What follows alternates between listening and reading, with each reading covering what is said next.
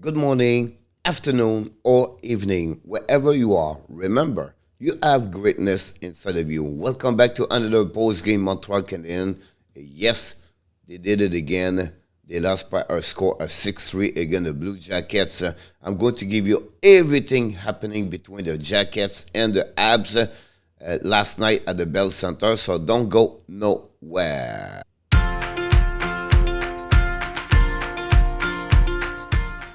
Of course, before we start, we invite you, don't forget to subscribe to the Hockey Nation Live Show on the YouTube channel and on the Facebook page. If you enjoyed this video, please click on the likes and finally tell me what you think about the performance of Montreal Canadiens. They lost another time this season against the Jackets by a score of 6-3. They are 0-4-2 in the last 6 games. In the last 4 games, the Montreal Canadiens gave 7, 8, 6 and 5 goals. Not a very great stat, to be honest with you. Let's dive in and give you all the information you need to know. Of course, at the beginning, we give you all what you need to know, and it starts with the score sheet of the game. The first 20 minutes, there was another game where they removed the goaltender. This time, it was after the 4th game. I'm going to give you a little bit more. But at the beginning of the game, Montreal looked good again. They scored the first goal of the game, and Nick Suzuki scored his 9th of the year. Toffoli and Lehkonen got an assist. 1-0 Montreal Canadiens, 119. Looking great. Happy about that. But less than 2 minutes later, Patrik Laine scored his 7th of the year. Great wrist shot under the blocker of Montembeault. Nicholas Kavrikov got an assist on that one over there. 1-1. And then Jack Roslovic scored his 7th of the year at 8:39. This time it was like you can see a shaky Montembeault try to battle the puck. I don't know where he was. Honestly, I have no clue. Tried to move the glove over, and the puck go through the glove and gave the lead for the Blue Jacket at 2-1. Zone a penalty, the first power play of Montreal Canadiens. Jeff Petrie tried to get it past D to Ben Chariot, intercept by Eddie Robinson. Eddie Robinson on breakaway, and a great move from the left to right, score in the 5-hole of the Montembeault and give the lead at that moment by 2 at the Blue Jacket at 10-11. Then less of, honestly, 3 minutes, 4 seconds, 3 seconds later, Chinakhov scored his 5th of the year, no assisted. This was the end of the Samuel Montembeault for the evening against the Blue Jacket. And that was done deal, and that was almost also the done deal for the Montreal Canadiens. And it was 4-1 during the first during the first 20 minutes. The Blue Jackets shot 13 times on the duo of the goaltender, Primeau and Montembeault, and Montreal shot 10 times on the Korpisalo. Only one power play for both teams. Nothing happening for both teams, honestly, on power play, other than the fact the Blue Jacket took advantage to score on shot of dead. During the second period, really not much, to be honest with you. Both teams play on the hill, maybe. Montreal tried to come back, but Korpisalo make a good save, but he fall apart. He not fall apart, but he gave a goal at 19-19. Tyler Toffoli scored his 9th of the year. Lehkonen and Suzuki have an assist. That trio, honestly, have a good night. It was the second point, all 3 of the night. Cut the lead from 3-2. Some hope, we can call it, honestly. Not sure, to be honest with you. The shots during the second period was 11-8 advantage the Blue Jackets.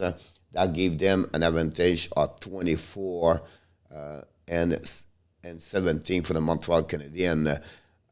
Only one penalty, but it was a minor for both players, so it was like a 4 versus 4, so no power plays during the second period. During the third period, Montreal tried to come back. This was the time for the Montreal to pay back to the Columbus because they have a goal on the short and dead. The Artturi Lehkonen scored his 7th of the year. Petrie Evans got an assist on that one. It was the 3rd point of Lehkonen during the night. Cut the lead from 2-1. Again, some hope, but not good enough because 3 minutes and 3 seconds later, again, The rookie Seliger scored a 7 of the year pick and an assist to give back the lead by 1-2. And then during the empty net, honestly, 17-12, Patrik Laine got his 8th of the year. Sillinger and Nicholas got an assist. All three have a 2-point last night. That was the end of the Montreal, and the final score 6-3 for the Blue Jackets. And during the third period, honestly, we have a 2 power play for both teams. Nothing happening on power play. Both teams at 0-3 last night. And the shot was 17 Montreal, 12 for the Blue Jacket. But it was not good enough for Montreal during those 17 to come back. And one thing I would say to you before Salinger score, guys, and that's what is very important to remember why you need a great goaltender. Montreal attack. 3-4 opportunities, cannot score. Right away, they lose the puck, turn over, and then Columbus coming back, and they score against Primeau, and that gave the lead 5-3. That's over at that moment. Just how important sometimes, if you want to stay in the game, you need a goaltender, make the big save, and then keep the team and the game. But honestly, this not happened. Let's jump in for the next graphic of the night. I'm talking about by the number. The Montreal Canadiens lost 6-3. The shot was 36-35 advantage Columbus. The face-off 54-46 for the Columbus. Both teams at 0-3 on power play. The hit 29 Montreal, 17 Columbus. 8-minute penalty for both teams. The black shot 18 Montreal, 7 the Blue Jacket. And then finally 10 gave away for the Columbus, and 24 guys gave away from the Montreal Canadiens. Patrik Laine, but also Seliger and Nicholas have 2 points yesterday. Laine shots 5 times on the duo goaltender. Peak have 27-57 TOI yesterday, the most player play minute on the ice for both teams. Finally, Korpisalo have a save percentage of 9-1-4. For the Montreal Canadiens, Artturi Lehkonen considered to have a great year with the Montreal. Have 3.1 goals, 2 assists. Dauphin shot 4 times, or Korpisalo. Ben Chariot played 26-04. And finally, save percentage of 9-2-8-9 for Primeau after he came back, took the pipe after Montembeault was removed at the middle of the first period. Let's see the third star of the game. The third star, Cole Selinger for the Blue Jacket, have 1 goal, 1 assist. Artturi Lehkonen, the second star of the game with 3 points. Finally, Eric Robinson have a good game with 1 goal, 1 important goal. Honestly, the breakaway on the short ended. Time for tell you the Frenchy corner. Of course, the Montreal Canadiens list at 6-3. We know yesterday 2 veterans joined the roster of the Montreal Canadiens, Brendan Gallagher and Paul Biron. Not good enough for Montreal to win. At that moment, Montreal sent to Laval Niku and Vedemo to give more space on the roster. The goalies struggled. They struggled. The last 4 games, they changed the goaltender after the second, the first, or before the end of the first period. Just give you an idea.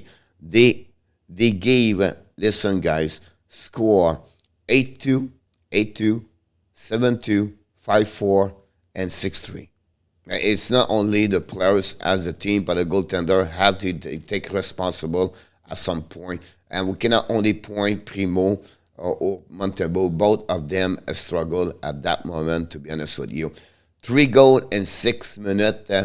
That's happening to give that lead by 3 goals for the Blue Jackets. And that was the end of the Montembeault between the pipes. And that was also a mistake by the Muppet, we call the number 26. The Jeff Petrie does not want to play for Montreal. Gave a pass straight, intercept by Robinson, and he was alone on breakaway and gave the goal, and I gave the lead by 2. And it looked like the Montreal at that moment, they shut down completely, and it was over. It is what it is. The defensive zone is a mess. I feel like in the zone, like I just mentioned, 8-7-5 and 6 goal that they gave the last 4 games, and they are 4-0-4-2 in the last 6 games. Montreal, and they struggle on the defensive. They run, they are not intense, they lose the battle, cannot retravel the puck in the corner or on the rebound. It's a mess inside the defensive zone, and you can point one specific player. I'm not here to point one. As a team, as a unit, as a line, they lose their men's zone coverage. They are not aware where are they, the one with no puck, and they give a lot of the backdoor shot, and it's constantly a battle for the Montreal on the defensive coverage. Good effort, and the third period, 17 shot. At least we can give some time better away. At that moment, it was 4-3 Montreal until they gave the goal a 5-3 after great opportunities.